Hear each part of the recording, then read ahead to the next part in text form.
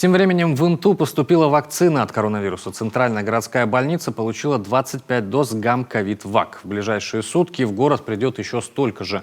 Пока прививку могут сделать только медицинские работники стационаров и поликлиник, те, кто стоят на защите здоровья жителей Интинского округа и входят в категорию риска. Любовь Лапина передает из Приполярья. Ольга Малушка, помощник врача-эпидемиолога, делает прививку против COVID-19 самая первая в Инте.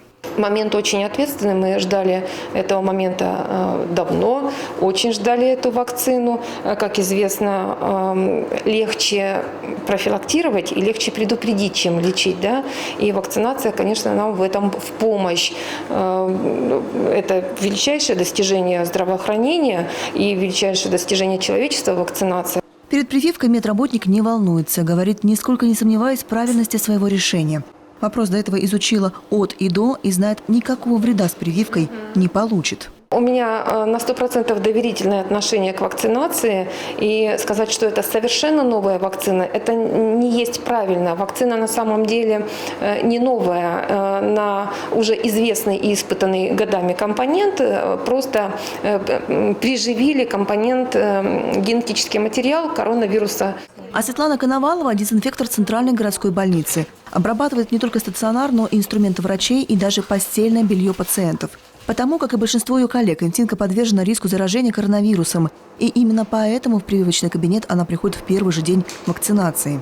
Я вижу, как люди болеют, это очень все тяжело и не хочется болеть. Вакцинация от коронавируса только на добровольной основе. Пока прививают только медиков в возрасте от 18 до 60 лет. Обязательно без хронических заболеваний. Перед введением препарата врач осматривает своих коллег-пациентов, измеряет температуру тела, уровень кислорода в крови и артериальное давление.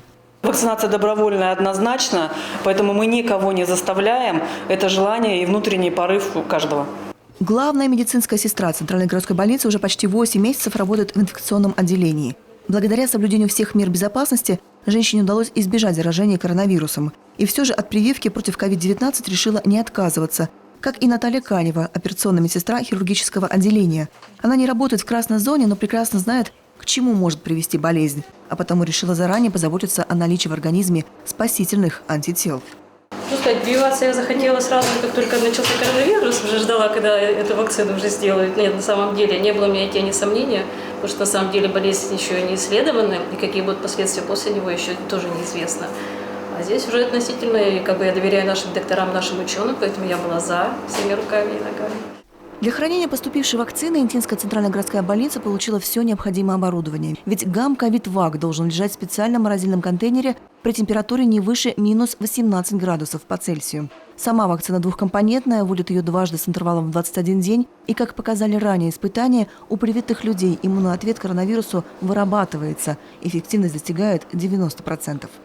Любовь Лапина, Татьяна Манова, Евгений Михалкович, телеканал Юрган, Инта.